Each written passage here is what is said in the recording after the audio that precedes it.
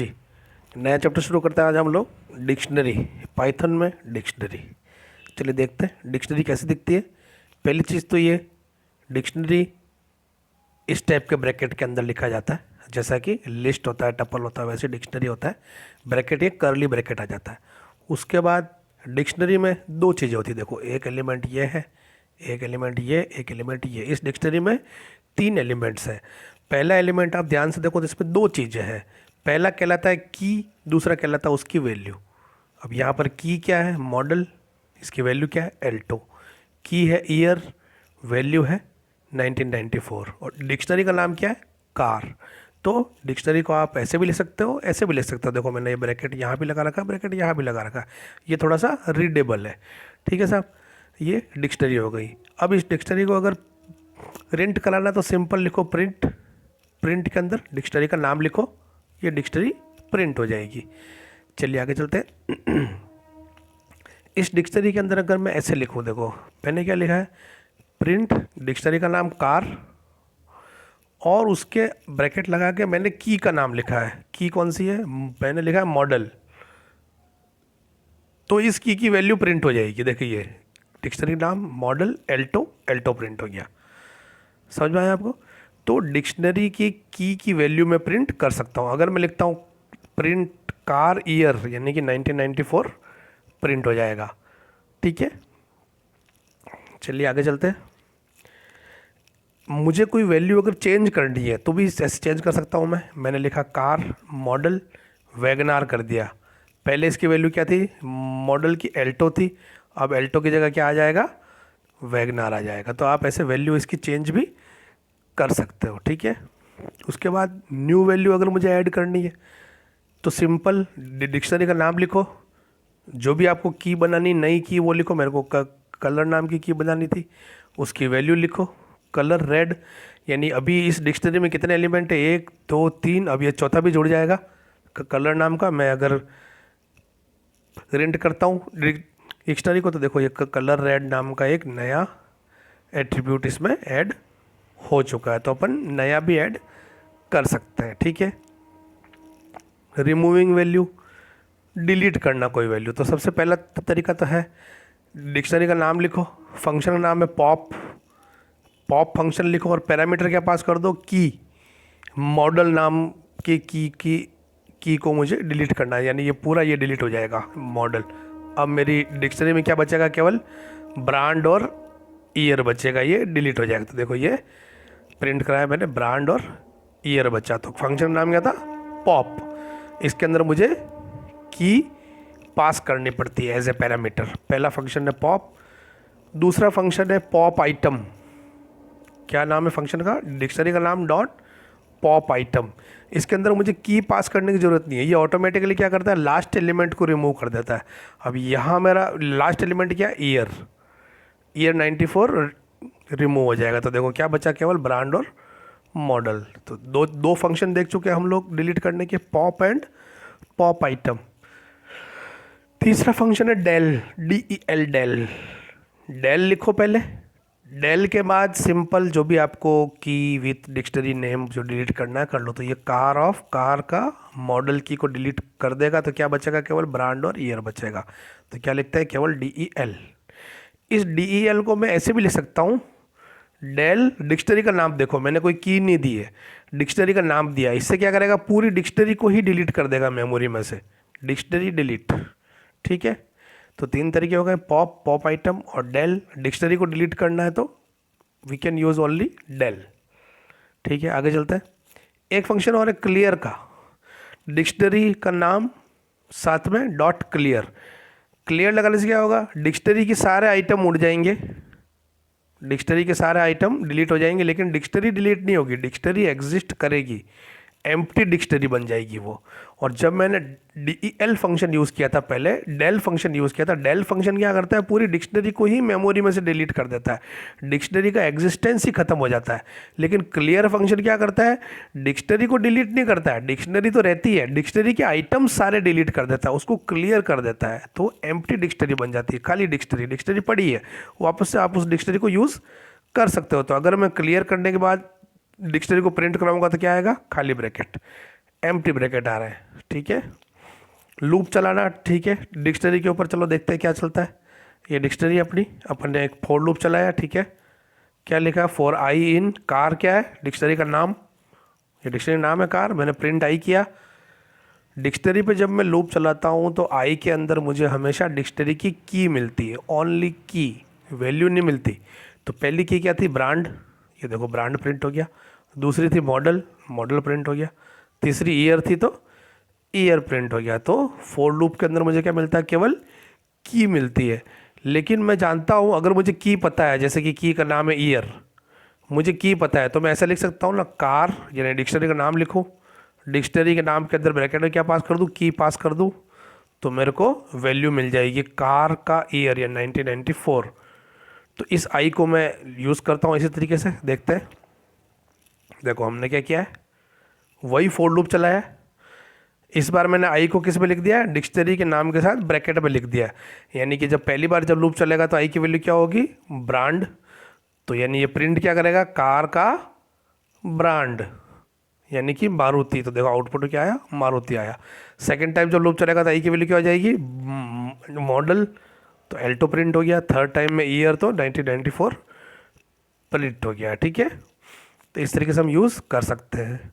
दो, अब इस प्रोग्राम में अपन ने आई भी प्रिंट करवाया है और कार ऑफ आई भी प्रिंट करवाया है। तो ब्रांड, मारुति, मॉडल, एल्टो सारे एक साथ प्रिंट हुए हैं, सिंपल, ठीक है। तो लूप ऐसे चलता है। चलिए एक चीज़ और बताता हूँ, एक फंक्शन है काम का, ध्यान रखिएगा, आता है वो एग्जाम में। कार डॉट वैल्यूज़, कार क्या है, डिक्शनरी का नाम है। डॉट वैल्यूज़ लिखने से क्या होगा, ये मुझे एक लिस्ट रिटर्न करेगा। उस लिस्ट में डिक्शनरी की केवल वैल्यू होगी, बस वैल्यूज़ होगी। देखो यहाँ देखो, कार डॉट वैल्यूज लिखते ही आउटपुट में क्या आ गया, Maruti Alto 1994 in the form of list आ चुका। मेरे पास एक लिस्ट आएगी जिसमें केवल डिक्शनरी की वैल्यू होगी। इसी तरीके से एक दूसरा फंक्शन होता है डिक्शनरी का नाम डॉट कीज़। ऐसा लिखने से मेरे को एक लिस्ट मिलेगी जिसमें केवल डिक्शनरी की कीज़ होगी। देखो ब्रांड, मॉडल, ईयर, केवल कीज़ होगी, कभी है ना, ठीक है। तो डिक्शनरी डॉट कीज़ लिखने से क्या मिलेगा, ये मिलेगा। और डिक्शनरी डॉट वैल्यूज़ लिखने से क्या मिलेगा मुझे, ये पार्ट मिलेगा। तो ये मिलता है मुझे इन द फॉर्म ऑफ लिस्ट। अगर ये मुझे इन द फॉर्म ऑफ लिस्ट मिलता है तो मैं इस पर भी लूप चला सकता हूँ। देखिए कैसे चला है अपन ने, फॉर लूप क्या चला है, for I in car dot values, values मतलब ये वाली, इन द फॉर्म ऑफ लिस्ट। तो फिर अगर मैं आई को प्रिंट करा रहा हूँ तो पहले क्या होगा, मारुति प्रिंट होगा, फिर एल्टो प्रिंट होगा, फिर 1994 प्रिंट होगा, ठीक है। तो आप इन पर इंडिविजुअल लूप चला सकते हो क्योंकि ये भी एक लिस्ट है। तो car dot keys and car dot values दो फंक्शन हो गए। अब अगला आता है फंडा, डिक्शनरी के अंदर डिक्शनरी को यूज़ करना, नेस्टेड डिक्शनरी। मैंने एग्जांपल लिया है, देखो मैंने एक डिक्शनरी बनाई है, चाइल्ड वन नाम की डिक्शनरी है, नाम विवेक, ईयर डेट ऑफ बर्थ 2006। एक चाइल्ड टू नाम की डिक्शनरी बनाई है, उसके अंदर भी क्या क्या वैल्यू है, नेम राघव, ईयर 2014। तो ये दो डिक्शनरी तो ये होगी अलग अलग, ठीक है साहब, दो डिक्शनरी है। अब मैंने तीसरी डिक्शनरी और बनाई है, देखो माई फैमिली नाम की।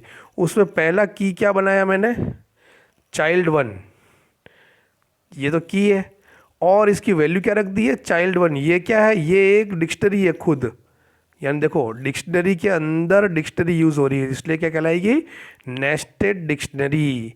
इसी तरीके से जो चाइल्ड टू की जो वैल्यू है, ये वाली चाइल्ड टू, ये खुद एक डिक्शनरी है, तो ये एक नेस्टेड डिक्शनरी हो गई।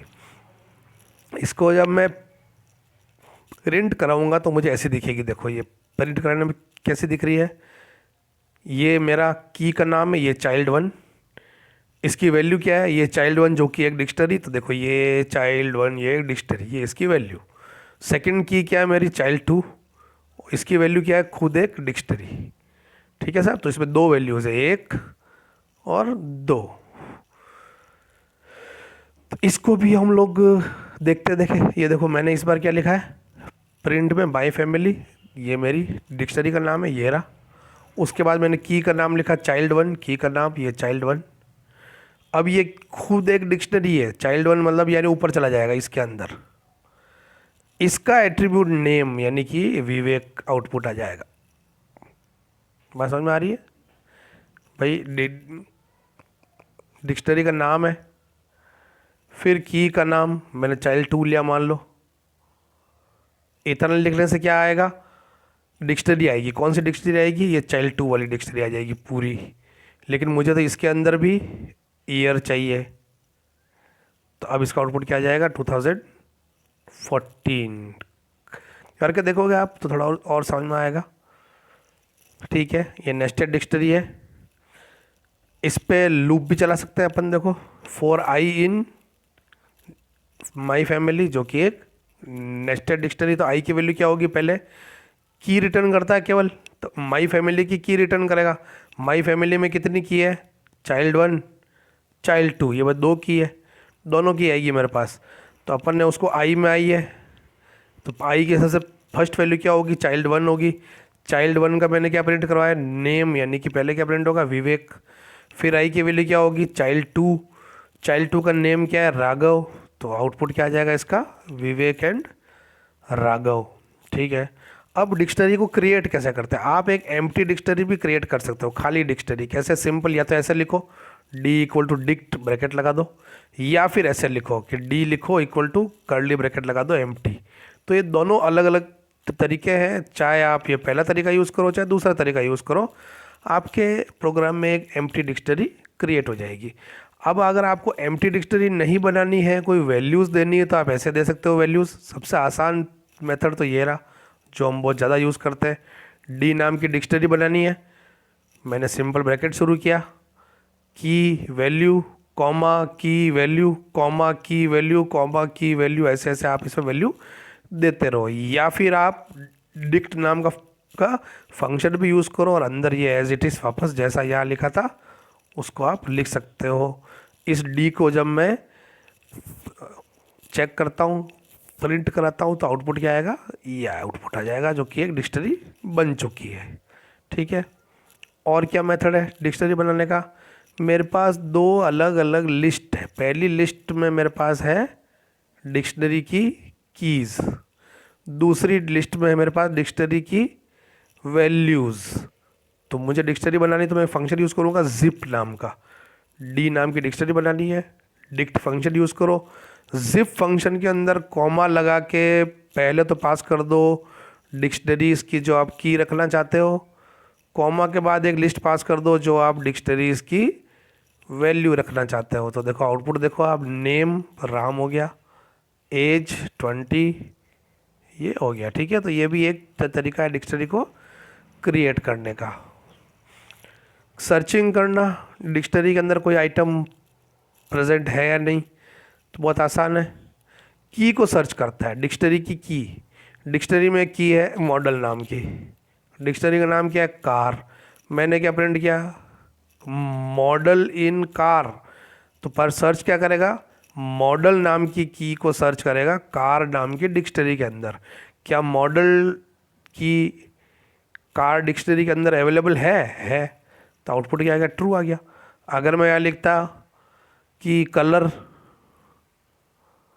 इन कार, तो क्या सर्च करता, कार डिक्शनरी के अंदर की सर्च करता किस नाम की, COLOR कलर नाम की, जो कि प्रेजेंट नहीं है। तो इसका आउटपुट क्या आता, फॉल्स आउटपुट आता।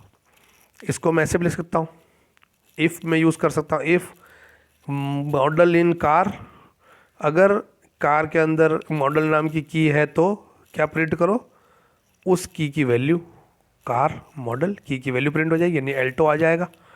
नहीं है तो की इज़ नॉट प्रेजेंट, आप एरर दे सकते हो। बात समझ में आ रही है। तो अगर इन चलता है तो नॉट इन भी चलता है, याद रखिएगा। नॉट इन इसका उल्टा होता है, सिंपल कि मैं लिख सकता हूँ if model not in car. ठीक है, तो इन भी चलेगा, नॉट इन भी चलेगा। लेकिन आपने एक चीज़ ध्यान दी, इन क्या करता है, केवल की को चेक करता है, डिक्शनरी की। डिक्शनरी की वैल्यू अगर मुझे सर्च मारनी है तो, यानी मुझे देखना है कि डिक्शनरी की वैल्यू में 1994 है या नहीं, तो उसका तरीका मेरे पास नहीं है। मैं ये तो देख सकता हूँ कि ईयर नाम की है या नहीं। कैसे लिखूँगा, ईयर इन कार, ये या तो ट्रू आएगा या फॉल्स आएगा मुझे। लेकिन अगर वैल्यू चेक करनी है तो डायरेक्ट तरीका तो नहीं है, लेकिन मैं इनडायरेक्ट तरीका यूज़ ले सकता हूँ। मुझे पता है कि ये कार डॉट वैल्यूज़ क्या करता है, मुझे डिक्शनरीज की सारी वैल्यूज़ दे देगा इन द फॉर्म ऑफ लिस्ट। और हमें पता है ये इन और नॉट इन वाला चेक लिस्ट पर भी कर सकते हैं हम लोग। अब इस केस में क्या होगा, कार डॉट वैल्यू लिखने से मेरे पास एक बन गई है, लिस्ट आ गई है कार डॉट वैल्यूज़ में। उस लिस्ट में क्या क्या वैल्यूज़ है, मारुति कॉमा एल्टो कॉमा 1994, ये वैल्यूज़ जितनी थी इस वैल्यूज़ की लिस्ट बन गई है। इस लिस्ट के अंदर मैं चेक कर सकता हूँ कि इफ़ 1994 इन इस लिस्ट के अंदर, जो ये अभी मैंने लिस्ट बनाई है 1994 को मैं कहाँ चेक कर रहा हूँ। अब देखो, अब मैं देखो जैसे कि एल्टो का एग्जांपल ले रहा हूँ। एल्टो ये रहा मेरा, ये एक वैल्यू है।